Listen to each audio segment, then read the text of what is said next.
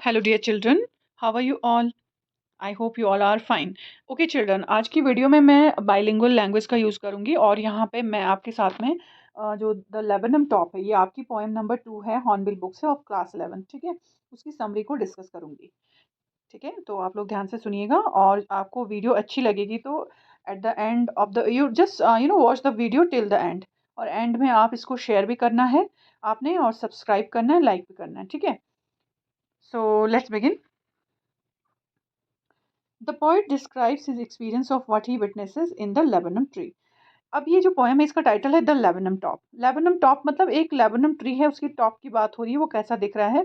तो बच्चों ये जो लेबनम ट्री होता है ये इसकी जो ब्रांचेज होती हैं बहुत थिक होती हैं और इसके जो फ्लावर्स होते हैं उनका कलर होता है येलो, ठीक है। और इसके जो सीड्स होते हैं, बीज होते हैं, वो बहुत ही पॉइजनस होते हैं।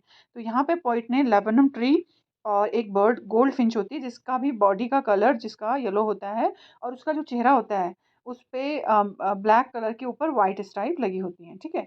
तो यहाँ पे इन दोनों जो ये नेचुरल चीज़ें हैं, बर्ड भी और जो ट्री है उनके बारे में पोइट हमको यहाँ पे बताते हैं। It begins by describing how the leaves of the tree are yellow. Poet सबसे पहले यही बताते हैं कि किस तरह से जो पेड़ है उसकी पत्तियां येलो हो चुकी हैं। More over he notice that the tree top is still. इसके अलावा बताते हैं कि ट्री का जो टॉप है वो बिल्कुल स्टिल है, मोशनलेस है, वहाँ पे कोई मूवमेंट्स नहीं है और यहाँ पे बिल्कुल एक तरह की साइलेंस छाई हुई है। It is also silent even in the month of September. और महीना कौन सा? सेप्टेम्बर। तो सेप्टेम्बर क्या जनरली क्या होता है बच्चों कि 15 सितंबर के बाद ऑटम सीजन शुरू हो जाता है, ठीक है। और you know that autumn season में जो भी जितने भी ट्रीज होती हैं उनकी पत्तियां येलो कलर की हो जाती हैं and then the tree trees they start shedding their leaves, dropping their leaves, एक एक करके उनकी पत्तियां गिर जाती हैं। तो यहाँ पे भी वो जो ट्री है उसकी सारी पत्तियां गिर चुकी हैं। The tree has lost all its leaves and the seeds are on the ground. उसकी पत्तियां और जो उसके बीज हैं वो सब ग्राउंड पे गिर चुके हैं। Most noteworthy the poet uses yellow to describe both the leaves colour and the sunlight. And here the poet, and who is the poet of the poem? Ted Hughes. वो क्या बताते हैं, डिस्क्राइब करते हैं कि जो लीव्स हैं उनका कलर भी येलो है और जो सितंबर के मंथ की जो आफ्टरनून में जो सनलाइट आ रही है उसका कलर भी येलो है। Okay, yellow represent silence. यहाँ पे येलो कलर क्या रिप्रेजेंट कर रहा है, क्या बता रहा है? साइलेंस को बता रहा है, डेथ को बता रहा है और beauty. Okay, it is representing beauty. Thus uses this colour and describes the whole setting perfectly. Yellow colour की हेल्प से वो पूरी सेटिंग हमको अच्छे से डिस्क्राइब करते हैं, ठीक है। यहाँ पे जो येलो कलर है it is prominent in the poem. Now, after that, he notices that death-like scene of the tree comes to an end. अभी तक जो लग रहा था ना कि पेड़ में बिल्कुल ऐसा लग रहा है कि जैसे डेथ के बाद साइलेंस होती है ऐसी वो ट्री बिल्कुल साइलेंट है, लेकिन अभी अभी उसकी जो साइलेंस है वो खत्म हो जाती है। How? When a gold Finch bird purchase on it. Purchase mean sits on it, क्योंकि एक बर्ड है जो गोल्ड फिंच बर्ड है येलो कलर की, वो आके उस पर बैठ जाती है। The tree makes a sudden chirp sound upon the birds arrival. और ट्री में से चिरपिंग की साउंड आने लगती है जैसे ही बर्ड उस ट्री पे बैठती है, ठीक है। And he compares the quickness, speed and alertness of the bird to that of lizard.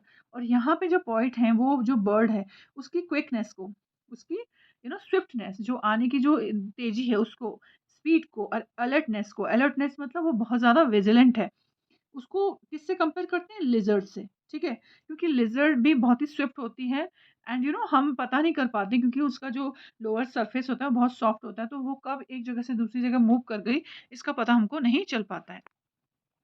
Now further the poet says that when she start moving towards the thickness of the branch. अब वो पहले tree में top में बैठती है, फिर धीरे धीरे ब्रांच के अंदर जाती है, थिकनेस में चली जाती है, because the branches are thick. The nestling start chirping. Nestling means her nest is there, and in the nest there are her baby birds. और baby birds अपनी mother bird को देखते ही chirping start कर देते हैं, and they start flapping their wings also. Thus, due to this movement, the tree also starts shaking and thrilling.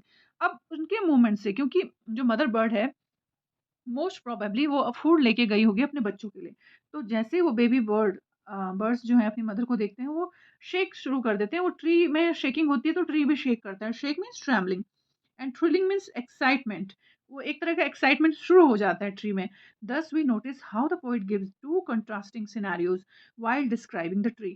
And here the poet uses these two contrasting scenarios. And the scenarios, first one is death like silence, and then it gains life after the bird lands on it.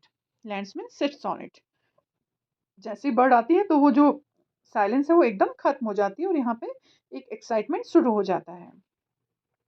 Further, the poet finally realizes, बाद में poet को realize होता है that the goldfinch bird and the tree are the engine of her family.